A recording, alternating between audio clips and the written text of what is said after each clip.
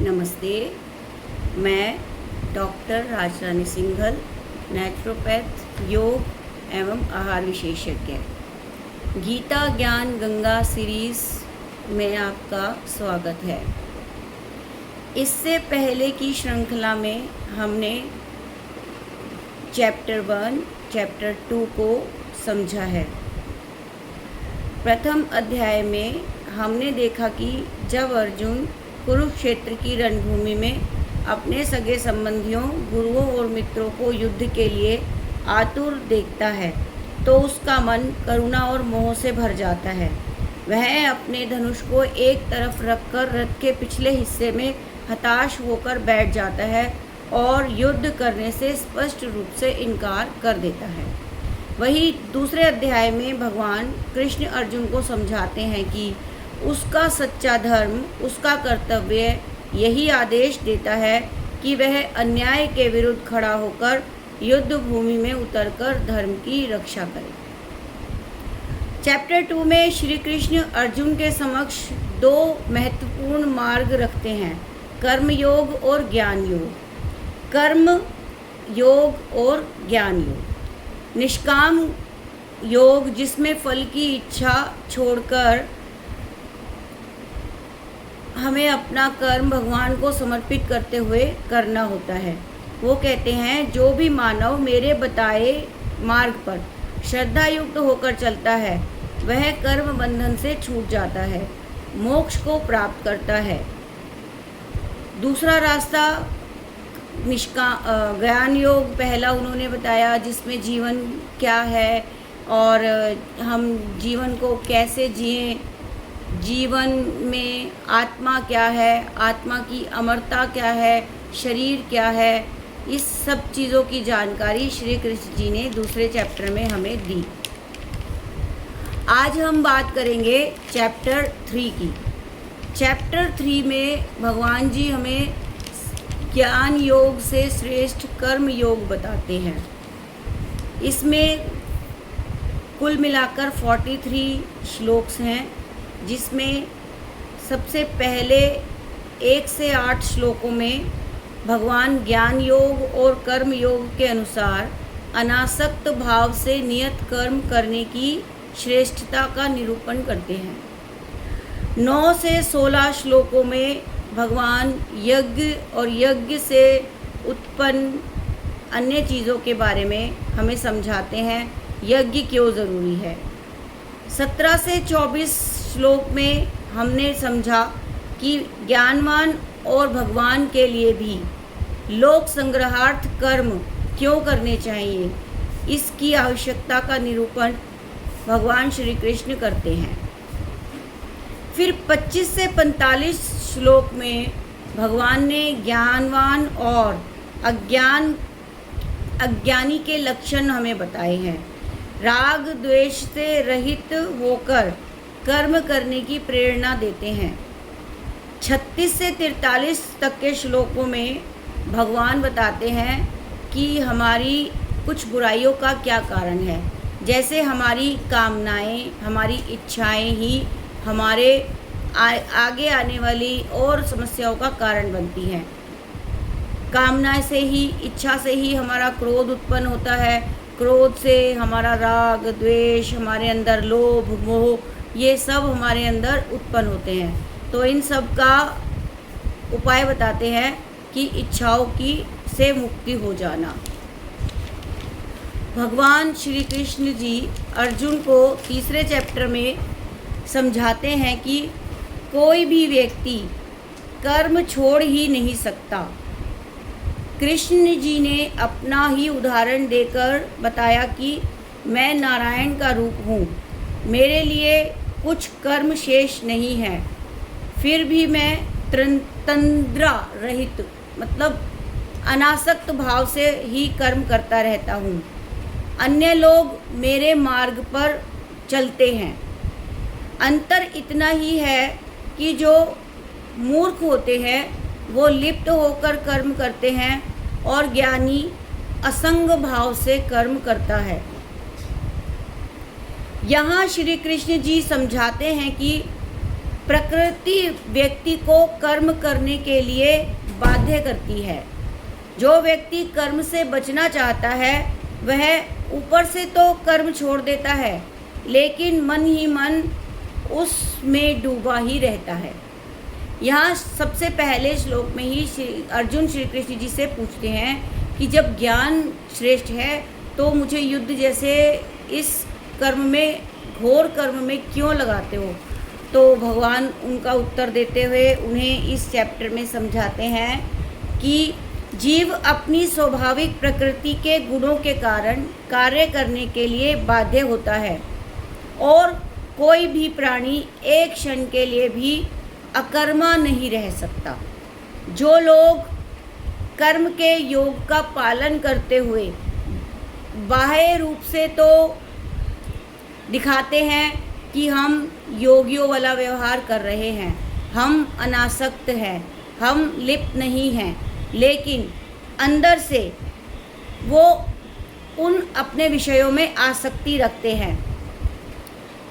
वो लोग उनसे श्रेष्ठ हैं जो आंतरिक रूप से भोगों के प्रति आसक्ति नहीं रखते, लेकिन बाहर से अपने सांसारिक कर्मों को दिखता है कि वो शायद कर्मों में आसक्त हैं, लेकिन आंतरिक रूप से वो अनासक्त हैं। वो उन साधु संतों की या गेरुए वस्त्र पहनने वालों के प्रति अपेक्षा श्रेष्ठ हैं, जो कि बाहर से तो दिखता है कि ये साधु संत हैं, ये गेरुए वस्त्र पहने हुए हैं, लेकिन अंदर से उनमें आसक्ति भाव रहता है। इसके बाद श्री कृष्ण जी इस बात पे जोर देते हैं कि सभी जीवित प्राणियों को भगवान की सृष्टि की व्यवस्था के अनुसार अपना अपना दायित्व निभाना ही चाहिए। जब हम भगवान के प्रति सेवा भावना रखते हुए कर्म करते हैं तब ऐसे कर्म यज्ञ बन जाते हैं। यज्ञों का अनुष्ठान स्वर्ग के देवताओं को प्रसन्न करने के लिए किया जाता है और वे हमें सांसारिक सुख और समृद्धि प्रदान करते हैं। ऐसे यज्ञों के कारण वर्षा होती है, वर्षा से अन्न उत्पन्न होता है जो कि हमारे जीवन निर्वाह के लिए आवश्यक होता है। ये हमारा शरीर जो है ये अन्न से ही बनता है और अन्न हमें वर्षा से मिलता है। वर्षा यज्ञ के कारण ही होती है। जो इस सृष्टि चक्र में अपने उत्तरदायित्व को स्वीकार नहीं करते, उन्हें भगवान ने कहा है वे पापी हैं। वे केवल अपने इंद्रिय सुख प्राप्त करने के लिए जीवित रहते हैं और उनका जीवन व्यर्थ ही होता है। फिर आगे इस चैप्टर में देखो, जितना मुझे समझ में आया है मैं बताने की कोशिश कर रही हूँ और इन सरल शब्दों में हम बहुत अच्छे से गीता को धीरे धीरे समझ पाएंगे। चैप्टर आगे आने वाले चैप्टरों में हम समझ पाएंगे। गीता में भगवान चैप्टर 2 में सब ज्ञान दे चुके हैं। आने वाले अध्यायों में अर्जुन की कन्फ्यूजन दूर करते हैं, क्योंकि अर्जुन का मोह बना रहता है और अर्जुन अभी समझ नहीं पा रहा है कि उसके लिए क्या श्रेष्ठ है और क्या श्रेष्ठ नहीं है। तो वो भगवान से पूछता है कि मुझे निश्चित रूप से एक मार्ग बताओ जिस पर मैं चलकर मोक्ष प्राप्त कर सकूं और मेरा कोई नुकसान भी ना हो। तो चैप्टर 3 में भगवान कर्म योग के द्वारा अर्जुन को समझाने की कोशिश कर रहे हैं कि ज्ञान योग तो श्रेष्ठ है ही, तुम कर्म योग को अपना कर। कर्म योग क्या है? जो कि भगवान ने बताया कि अपने कर्मों को किए जाओ, उनके फल में आसक्ति नहीं रखना है। कर्म करोगे फल तो मिलेगा ही। आगे श्री कृष्ण जी समझाते हैं कि जो महापुरुष आत्मज्ञान में स्थित रहते हैं वे शारीरिक उत्तरदायित्वों का पालन करने के लिए बाध्य नहीं होते, क्योंकि वे आत्मा के स्तर पर अपने उत्तरदायित्वों का निर्वहन कर रहे होते हैं। हालांकि वे अपने सामाजिक दायित्वों को त्याग कर देते हैं तो सामान्य मनुष्य के मन में भी असमंजस की स्थिति पैदा होती है, जो उनके पद चिन्हों पर चलना चाहते हैं। इसलिए ज्ञानी पुरुषों को संसार के लाभार्थ, ताकि जो लोग जैसे हम बड़े हैं तो हम पूजा करते हैं, बच्चे हमें पूजा करते हुए देखते हैं तो वो भी पूजा करेंगे। इसलिए भगवान कहते हैं कि हर व्यक्ति को, ज्ञानी व्यक्तियों को भी संसार के लाभार्थ उच्च आदर्श प्रस्तुत करने के लिए बिना किसी प्रयोजन और व्यक्तिगत लाभ के भी निरंतर कर्म करना पड़ता है। यह योजना अज्ञानी को इमैच्योर स्टेट में अपने दायित्वों को छोड़ने से रोकेगी। अब एक और उदाहरण देते हैं कि अतीत में महान व्यक्तियों जैसे राजा जनक और अन्य राजाओं का भी यही उद्देश्य था, जिन्होंने अपने सांसारिक दायित्वों का निर्वहन किया। फिर अर्जुन पूछता है, क्या उन्हें बलपूर्वक कर्म कराया जा सकता है? लोग अनिच्छा से पापपूर्ण कर्मों में प्रवृत्त क्यों होते हैं? क्या उन्हें बलपूर्वक पाप कर्मों में लगाया जाता है? फिर श्री कृष्ण बताते हैं कि संसार का सबसे बड़ा शत्रु काम वासना है। जिस प्रकार अग्नि धुएं से ढकी रहती है, उसी प्रकार से कामना मनुष्य के ज्ञान पर पर्दा डालकर उसकी बुद्धि का विनाश कर देती है। भगवान यहाँ बताते हैं कि जो हमारी इच्छाएं हैं वह हमारी बुद्धि का नाश कर देती है। श्री कृष्ण जी अर्जुन को कहते हैं कि वह इस कामना रूपी शत्रु का संहार कर, जो पाप का मूर्त रूप है, और अपनी इंद्रिय, मन और बुद्धि को वश में कर। गीता का हर अध्याय जीवन से जुड़ी कोई ना कोई समस्या का निरूपण और उसका समाधान देता है।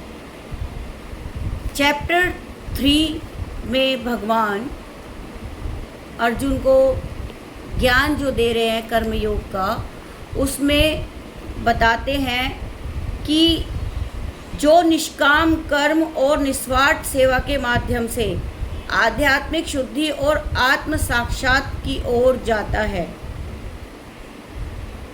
वह ही सच्चा योगी है। भगवान कहते हैं कि इस चैप्टर में हम सीखते हैं कि सांसारिक जिम्मेदारी और आध्यात्मिक लक्ष्य के बीच संतुलन बनाए रखना महत्वपूर्ण है।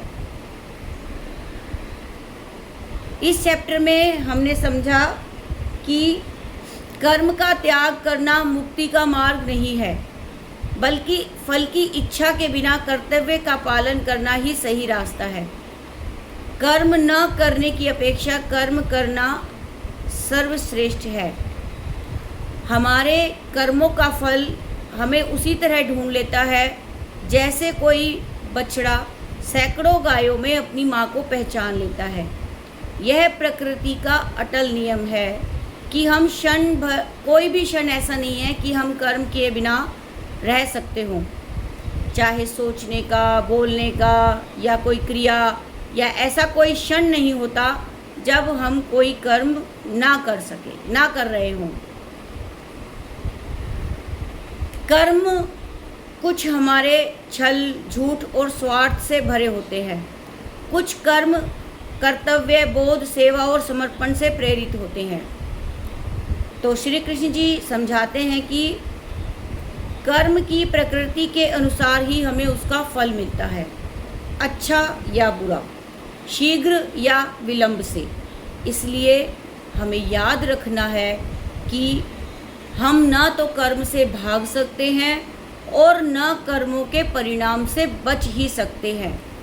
जो जैसा बोता है वैसा ही फल पाता ज़रूर है।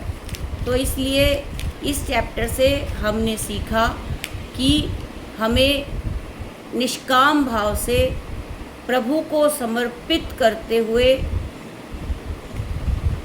कर्मों के फलों में बिना आसक्त हुए अनासक्त होकर कर्म करने हैं।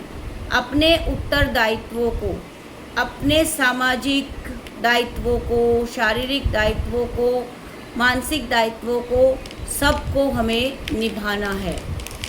और हमें हमेशा ज्ञानी होने के बाद भी कर्म करना है। तो भगवान ने यहाँ स्पष्ट कर दिया अर्जुन को कि ज्ञान योग के बाद कर्म करना ही पड़ेगा। अगर सारी चीज़ें जान लेने के बाद हम कर्म नहीं करेंगे तो भी हमारे जीवन के उद्देश्य की पूर्ति नहीं होगी। आज के लिए इतना ही। आगे आने वाले वीडियोस में हम श्री कृष्ण जी आगे भगवद गीता में क्या समझाते हैं, जो मुझे समझ में आएगा मैं अपने सरल शब्दों में समझाने की कोशिश करूँगी। यदि इसमें कोई कमी है तो मैं क्षमा प्रार्थी हूँ। आप सबका बहुत बहुत धन्यवाद। नमस्ते। फिर मिलेंगे अगले वीडियो में नई जानकारी के साथ।